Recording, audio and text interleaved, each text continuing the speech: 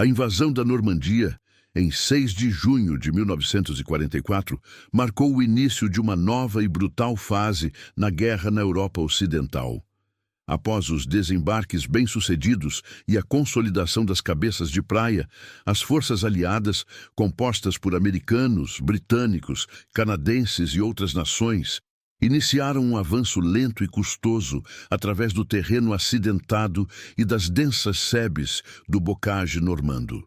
O progresso, inicialmente rápido em algumas áreas, logo se transformou em uma luta de atrito onde cada metro de terreno era disputado com ferocidade. À medida que as linhas aliadas se estendiam pela França, Bélgica e finalmente pela Alemanha, a frequência e a intensidade dos confrontos blindados aumentavam exponencialmente, revelando uma disparidade tecnológica preocupante. Nesse cenário de combate implacável, o exército alemão, embora em desvantagem numérica e logística, ainda possuía um trunfo tecnológico que causava apreensão considerável nas fileiras aliadas. O tanque Panther, ou Panzerkampfwagen V, concebido como uma resposta direta ao formidável T-34 soviético no fronte oriental, o Panther era uma máquina de guerra impressionante, um verdadeiro predador nos campos de batalha europeus. Suas principais vantagens residiam em sua blindagem superior e em seu canhão de alta potência. A blindagem frontal do Panther, com até 80 milímetros de espessura e angulada em 60 graus, proporcionava uma proteção excepcional. Essa inclinação estratégica aumentava a espessura efetiva da blindagem contra projéteis que a atingiam, tornando-o quase invulnerável a muitos dos projéteis aliados disparados de frente, exceto a distâncias extremamente curtas ou em ângulos muito específicos. Complementando sua proteção robusta, o Panther era equipado com o canhão KG-42L70 de 7,5 centímetros. Este canhão de cano longo era capaz de disparar projéteis a uma velocidade inicial muito alta, conferindo-lhe uma capacidade de penetração superior. Ele podia perfurar a blindagem da maioria dos tanques aliados em alcances que os Shermans não podiam retaliar eficazmente. Essa combinação de blindagem frontal, impenetrável e poder de fogo devastador permitiu ao Panther dominar os confrontos à distância, ditando as condições do engajamento e causando perdas significativas e uma crescente frustração entre as tripulações de tanques aliadas. A cada encontro, os alemães demonstravam uma superioridade tecnológica que parecia inatingível. Do outro lado do campo de batalha, o Sherman M4 era o pilar das forças blindadas aliadas. Produzido em massa em números sem precedentes, era confiável, relativamente fácil de manter e operar e possuía uma boa velocidade para sua categoria. O Sherman era o cavalo de batalha que impulsionava o avanço aliado. No entanto, suas qualidades logísticas e numéricas eram frequentemente ofuscadas por suas limitações em confrontos diretos contra os blindados alemães mais pesados, como o Panther e o Tiger. O canhão principal do Sherman, o M3 de 75 milímetros, embora eficaz contra a maioria dos tanques alemães mais antigos e veículos blindados, como o Panzer IV e os canhões de assalto Stugge 3, mostrava-se perigosamente inadequado para perfurar a blindagem frontal do Panther, especialmente em distâncias de combate típicas, que podiam variar de 500 a 1.500 metros. A essa distância, um Panther podia engajar e destruir um Sherman com relativa facilidade, enquanto o Sherman precisaria de sorte, um flanco exposto ou uma aproximação suicida. Essa disparidade criava um dilema tático profundo para os comandantes e as tripulações aliadas. As tripulações de Sherman eram frequentemente forçadas a empregar táticas arriscadas, como manobras de flanqueamento para atingir as blindagens laterais ou traseiras mais fracas do Panther, ou dependiam da superioridade numérica esmagadora, da artilharia e do apoio aéreo para neutralizar a ameaça. Essas táticas, embora por vezes bem-sucedidas, vinham com um custo elevado em termos de perdas de tanques e, mais tragicamente, de vidas de tripulações. A necessidade de uma solução urgente tornou-se evidente. A guerra de atrito exigia mais do que apenas números. Exigia uma forma de os Shermans, o tanque mais abundante dos aliados, serem capazes de enfrentar e derrotar os blindados alemães em termos mais equitativos. Essa necessidade imperativa foi o catalisador que forçou os aliados a buscar soluções inovadoras em munição e treinamento, pavimentando o caminho para uma transformação inesperada. Enquanto a doutrina militar alemã, impulsionada por uma filosofia de engenharia de ponta e recursos limitados, priorizava o desenvolvimento de carros de combate pesados e bem blindados, equipados com canhões de alta potência, os Estados Unidos adotavam uma abordagem pragmática e industrialmente orientada para a guerra. Onde o Panther confiava em sua blindagem densa e em seu canhão potente para dominar o campo de batalha, o pragmatismo americano apostava na capacidade de produção em massa, na logística eficiente para manter suas forças supridas e, crucialmente, na inovação contínua para otimizar o desempenho do equipamento existente. Essa filosofia era o cerne do que pode ser chamado de americanismo prático. A indústria de guerra dos Crustáceos não estava focada apenas em produzir mais tanques do que qualquer outro país. Ela também visava produzir melhor quando necessário, ou, alternativamente, em criar soluções que amplificassem a eficácia do que já estava em campo. Reconhecendo as limitações do Sherman M4 original, especialmente seu canhão principal, de 75 milímetros, que se mostrava insuficiente contra a blindagem frontal do Panther, os estrategistas americanos sabiam que precisavam de uma vantagem. A transição para um novo tanque pesado que pudesse competir diretamente com o Panther levaria tempo demais e desviaria recursos valiosos da produção em massa de Shermans, que eram essenciais para manter o ímpeto da ofensiva aliada. Portanto, a solução deveria ser mais ágil e adaptável. O problema do canhão de 75 milímetros era uma questão de física balística. Embora eficaz contra a maioria dos alvos, sua energia cinética e capacidade de penetração eram inadequadas para perfurar os 80 milímetros de blindagem angulada do Panther, exceto em alcances perigosamente curtos, ou em ângulos laterais, que raramente eram apresentados em um confronto frontal. Essa deficiência gerava frustração e perdas, exigindo que as tripulações de Sherman confiassem em táticas de flanqueamento, superioridade numérica esmagadora ou apoio de outras armas, como artilharia ou aviação, para neutralizar a ameaça Panther. A busca pela vantagem, portanto, não se concentrava apenas em blindagem e canhão, mas em uma solução que pudesse ser integrada à vasta frota de Shermans já em serviço ou em produção. A abordagem americana era a de munição especializada para compensar limitações iniciais dos blindados aliados. Uma estratégia que se alinhava perfeitamente com a capacidade industrial e logística do país.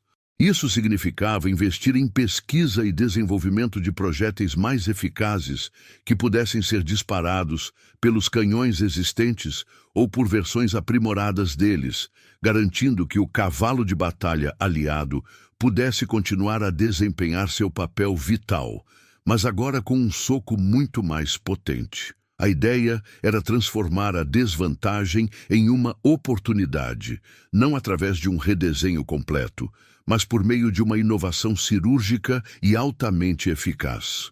A persistente ameaça representada pelos tanques Panther e Tiger alemães nos campos de batalha da Europa Ocidental tornou evidente que o canhão M3 de 75 milímetros, padrão nos primeiros modelos do Sherman M4, já não era suficiente. Embora o 75mm fosse uma arma versátil, capaz de disparar projéteis de alto explosivo eficazes contra infantaria e fortificações, e projéteis perfurantes contra tanques mais leves, sua capacidade de penetração contra a blindagem frontal dos blindados alemães mais pesados era perigosamente limitada.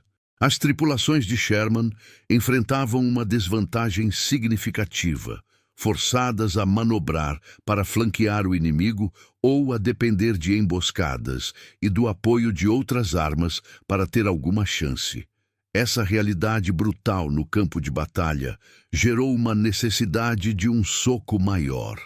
Em resposta direta a essa deficiência crítica, o Exército dos Estados Unidos introduziu o canhão M1 de 76mm em algumas variantes do Sherman M4, como o M4A1 76W e o M4A3 76W.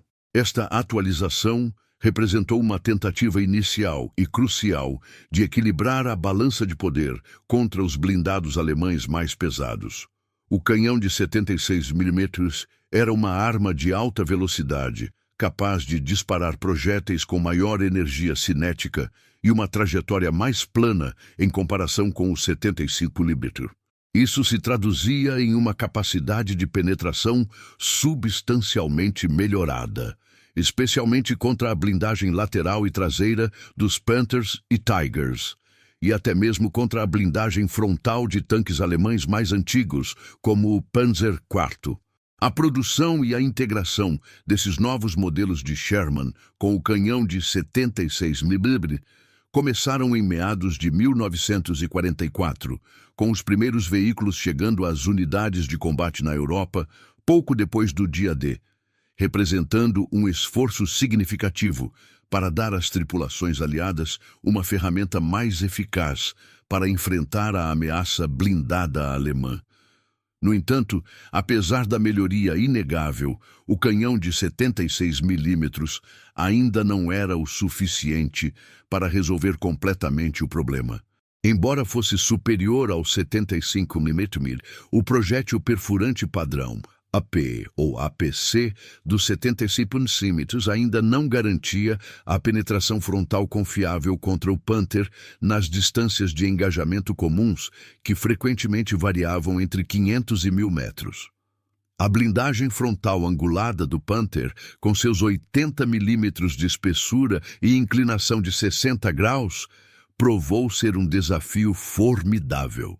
Em muitos confrontos diretos, os projéteis do 76mm ainda ricocheteavam ou falhavam em perfurar, deixando as tripulações de Sherman em uma posição vulnerável. Essa limitação persistente significava que, mesmo com o novo canhão, os Shermans ainda dependiam de táticas de flanqueamento, da superioridade numérica ou da sorte para neutralizar um Panther em um confronto frontal. A frustração entre as tripulações, embora atenuada, não havia desaparecido, e a busca por uma solução ainda mais potente continuava sendo uma prioridade. A necessidade de uma munição que pudesse transformar o 75mm em um verdadeiro caçador de Panthers era mais premente do que nunca. A introdução do canhão de 76mm nos Shermans M4 foi, contudo, um sinal de adaptação notável da capacidade industrial e militar dos Estados Unidos. Em vez de projetar e produzir um tanque completamente novo e pesado, o que demandaria tempo e recursos imensos, os Cases Iowa demonstraram sua flexibilidade ao aprimorar uma plataforma existente. Essa abordagem permitiu uma transição mais rápida e menos disruptiva para as linhas de produção, garantindo que o fluxo constante de tanques para a frente de batalha não fosse interrompido. A capacidade de modificar e atualizar o Sherman em larga escala, integrando um canhão mais potente e os sistemas de controle de tiro associados, ilustrava a engenhosidade logística e a capacidade de resposta da indústria americana. Enquanto a Alemanha lutava para produzir um número suficiente de seus tanques pesados e complexos, Os aliados podiam evoluir seu cavalo de batalha em serviço, mantendo a vantagem numérica e buscando a paridade tecnológica através de melhorias incrementais. Essa flexibilidade em campo, aliada à capacidade de produção em massa, seria um fator decisivo na guerra, pavimentando o caminho para a próxima e mais impactante inovação em munição que transformaria o Sherman de presa em predador. Apesar das melhorias trazidas pelo canhão de 76 milímetros, a busca por uma vantagem decisiva contra a blindagem frontal do Panther persistia. A resposta viria na forma de uma inovação balística que mudaria radicalmente o cenário dos combates blindados. A munição HVAP, sigla para High Velocity Armor Piercing, ou projétil perfurante de alta velocidade. O surgimento dessas munições subcalibre de alta velocidade transformou os Shermans M4, equipados com canhões de 76 mm em predadores capazes de enfrentar os esquivos Panthers alemães em termos muito mais equitativos, uma surpresa tática que os alemães não previram. A engenharia por trás da munição HVAP era notavelmente engenhosa e eficaz. Ao contrário dos projéteis perfurantes convencionais, que eram de calibre total, o HVAP era um projétil subcalibre. Isso significa que o verdadeiro penetrador, o elemento que efetivamente perfurava a blindagem, era significativamente menor em diâmetro do que o cano do canhão. Este penetrador era um núcleo denso, geralmente feito de tungstênio, um metal muito mais pesado e resistente que o aço comum. Para que este núcleo menor pudesse ser disparado por um canhão de 76 milímetros, ele era envolto por um sabot leve, uma espécie de invólucro ou anel externo de material mais macio, como alumínio ou baquelite, que preenchia o espaço entre o núcleo e a parede do cano. Quando o canhão era disparado, a força da pólvora impulsionava o sabot e o núcleo como um único projétil. No entanto, assim que o projétil saía da boca do cano e entrava em contato com a resistência do ar, o sabot se desprendia e se fragmentava, devido à sua construção leve e à força centrífuga, deixando apenas o pequeno e denso núcleo de tungstênio a seguir seu caminho em direção ao alvo. Sem o arrasto aerodinâmico do sabot e com uma massa concentrada em uma área muito menor, o núcleo de tungstênio era capaz de manter uma velocidade extremamente alta. Esta combinação de alta velocidade e massa concentrada em um pequeno ponto de impacto resultava em uma energia cinética massiva, aplicada a uma área minúscula da blindagem. Essa característica permitia que o projétil HVAP perfurasse a blindagem frontal do Panther de uma forma que os projéteis de 76 mm padrão simplesmente não conseguiam. A probabilidade de penetração frontal em Panthers aumentou significativamente, estendendo o alcance efetivo dos Shermans e permitindo que eles engajassem os blindados alemães com uma chance real de destruição em distâncias de combate que antes eram unilaterais. Para os alemães, que haviam estabelecido uma doutrina de combate baseada na superioridade de sua blindagem e poder de fogo, a chegada do HVAP foi uma surpresa tática. Eles não esperavam que um tanque como o Sherman, que consideravam inferior, pudesse, de repente, representar uma ameaça tão letal para seus Panthers em um confronto direto. Essa inovação não apenas melhorou o desempenho dos Shermans, mas também alterou o balanço de poder no campo de batalha, forçando os comandantes alemães a reconsiderar suas táticas e a vulnerabilidade de seus mais poderosos carros de combate. A introdução da munição HVAP nos campos de batalha da Europa Ocidental entre 1944 e 1945 marcou uma mudança palpável na dinâmica dos confrontos blindados. As operações aliadas, que se estendiam pela França, Bélgica e posteriormente pela Alemanha, haviam exposto a vulnerabilidade dos Shermans M4, equipados com canhões de 75 mm e, em menor grau, até mesmo com os de 76 mm, contra a blindagem frontal dos tanques Panther alemães. Com a chegada do HVAP, a realidade do campo de batalha começou a se transformar. As tripulações de Sherman, que antes se sentiam em desvantagem e frequentemente evitavam confrontos diretos com os Panthers, agora possuíam uma ferramenta capaz de perfurar a blindagem mais resistente do inimigo. Essa nova capacidade teve um impacto imediato e mensurável. Estudos de campo realizados pelas forças aliadas durante o final da guerra, analisando os resultados de combates blindados, indicaram que, a partir da introdução de HVAP, a probabilidade de penetração frontal em Panthers aumentou significativamente. Antes, um projétil padrão de 76 milímetros tinha uma chance limitada de perfurar a blindagem frontal de um Panther a 500 metros, e essa chance diminuía drasticamente em distâncias maiores. Com o HVAP, essa capacidade de penetração foi estendida, permitindo que os Shermans engajassem os Panthers de frente com uma probabilidade muito maior de sucesso em alcances que variavam de 500 a 1.000 metros, as principais faixas de engajamento em combate de tanques. Essa melhoria de letalidade nas principais faixas de engajamento não era apenas teórica. Ela se traduziu diretamente em uma redução nas perdas de Shermans em confrontos diretos, alterando a proporção de trocas a favor dos aliados em muitos cenários. A experiência sensorial do combate também foi redefinida pela presença do HVAP. Quando um projétil subcalibre atingia a blindagem de um Panther, a cena era de violência extrema e concentrada. As explosões de metal que estilhaçava não eram apenas o som de um impacto, mas o som da blindagem sendo perfurada, com fragmentos incandescentes e lascas de aço sendo projetados para dentro do compartimento de combate do tanque inimigo. A fumaça oleosa que se seguia, muitas vezes acompanhada de chamas, era um indicativo visual da destruição interna, onde o núcleo de tungstênio do HVAP causava um efeito devastador, incendiando combustível, detonando munições ou atingindo a tripulação.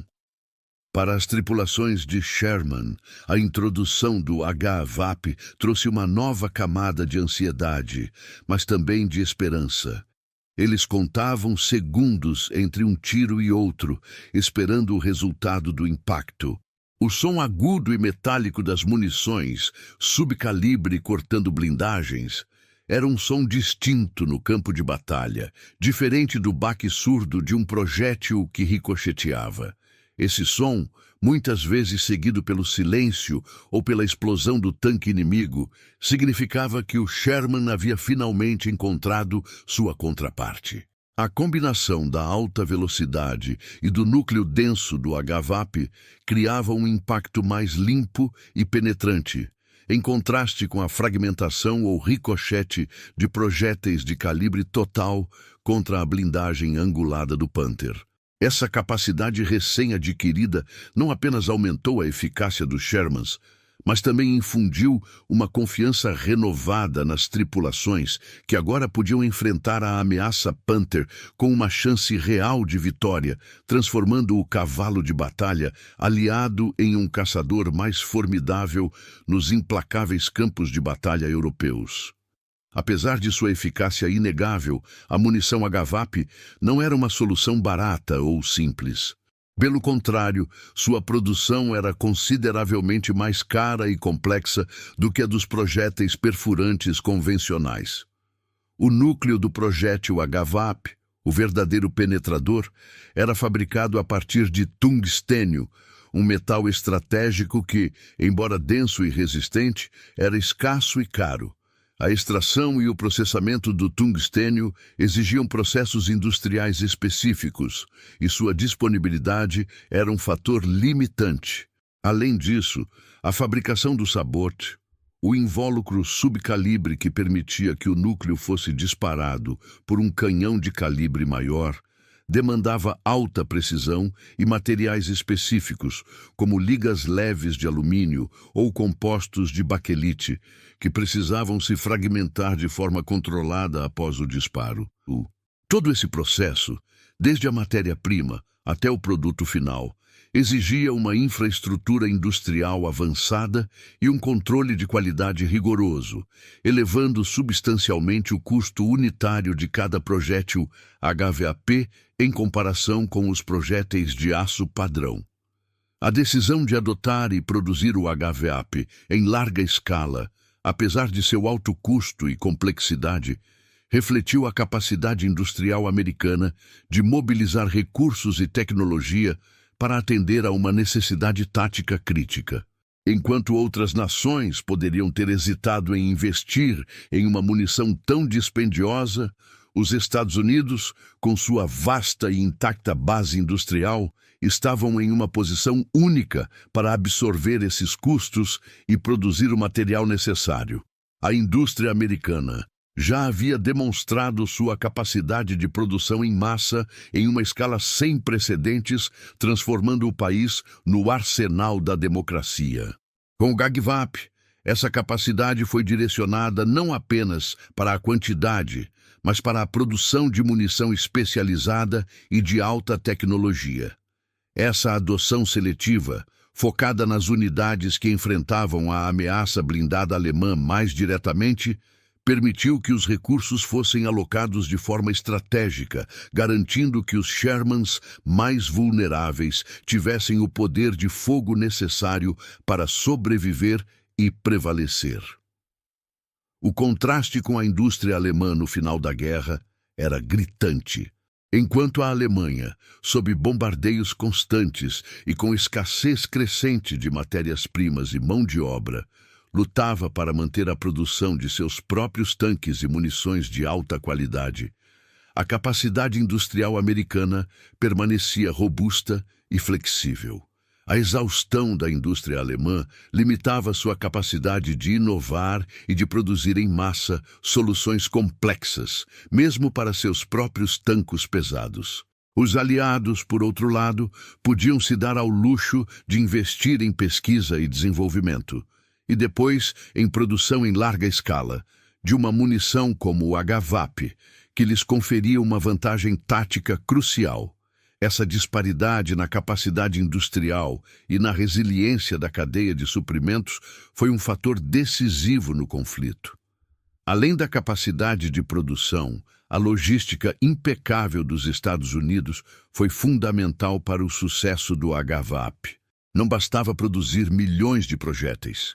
Era preciso transportá-los através do Oceano Atlântico e distribuí-los para as frentes de batalha na França, Bélgica e Alemanha, onde as unidades blindadas aliadas os aguardavam. Essa era uma tarefa monumental, que exigia uma rede de suprimentos altamente organizada e eficiente. Portos foram adaptados para lidar com o volume massivo de carga, ferrovias foram reconstruídas e mantidas, e uma frota de milhares de caminhões operava incessantemente para levar munição, combustível, alimentos e equipamentos para as tropas em avanço. A distribuição do HVAP, por ser uma munição especializada e de alto valor, era gerenciada com particular cuidado. Ela não era distribuída indiscriminadamente, mas sim alocada às unidades de Sherman, equipadas com canhões de 76 milímetros que estavam mais propensas a encontrar tanques Panther. Essa gestão seletiva garantia que a munição mais eficaz estivesse nas mãos certas, no momento certo. A capacidade de produzir em larga escala uma munição complexa como o HVAP e de distribuí-la de forma eficiente para as frentes de batalha era uma prova inegável do domínio logístico americano. Essa rede de suprimentos, muitas vezes invisível, mas vital, assegurou que a inovação tecnológica no campo de batalha pudesse ser traduzida em uma vantagem operacional sustentável, permitindo que os Shermans mantivessem a pressão sobre os blindados alemães. A eficácia aumentada dos Shermans com a munição HVAP teve um impacto direto e profundo nas táticas de combate aliadas. Antes da sua introdução generalizada, as tripulações de Sherman eram frequentemente instruídas a evitar confrontos frontais com os temidos tanques Panther, optando por manobras de flanqueamento para atingir as blindagens laterais ou traseiras mais vulneráveis, ou dependendo de emboscadas e da superioridade numérica esmagadora. Essa abordagem, embora necessária, limitava a agressividade e a flexibilidade tática dos blindados aliados. Com o HVAP, essa dinâmica mudou. A capacidade de penetrar a blindagem frontal do Panther em distâncias de engajamento comuns permitiu táticas mais agressivas contra formações blindadas alemãs. Os comandantes aliados podiam agora planejar ofensivas e contra-ataques com maior confiança, sabendo que seus Shermans tinham uma chance real de neutralizar os blindados inimigos em confrontos diretos, sem a necessidade de manobras complexas ou de um apoio esmagador de outras armas em cada encontro. Essa nova capacidade traduziu-se em resultados tangíveis no campo de batalha. A redução das perdas de Shermans em confrontos diretos, como indicado pelos estudos de campo, significava que mais tanques permaneciam operacionais, mantendo o ímpeto dos avanços aliados. O aumento da capacidade de penetração e a consequente melhoria na letalidade dos Shermans, equipados com canhões de 76 mm e HVAP, aceleraram avanços locais. Onde antes uma formação de Panthers poderia deter um avanço aliado por horas ou até dias, agora os Shermans podiam enfrentá-los de forma mais decisiva, rompendo a resistência blindada alemã e permitindo que a infantaria e outras unidades continuassem sua progressão. Os comandantes aliados, agora com mais confiança em enfrentar formações de Panther, podiam empregar seus blindados de forma mais audaciosa, impulsionando a ofensiva e contribuindo para a manutenção das linhas aliadas e a pressão constante sobre o inimigo em recuo. A injeção de confiança entre as tripulações de Sherman foi um dos efeitos mais significativos e menos tangíveis da munição HVAP. Por meses, muitos operadores de Sherman haviam se sentido como presas, enfrentando um inimigo blindado superior que podia destruí-los a distâncias seguras. A chegada do HVAP transformou essa percepção. Saber que possuíam uma munição capaz de perfurar a blindagem mais resistente do Panther, mesmo de frente, elevou consideravelmente o moral. Essa transição de ser uma presa para a de um caçador foi um catalisador psicológico poderoso. As tripulações sentiam-se mais capacitadas, mais confiantes em suas máquinas e mais dispostas a engajar o inimigo.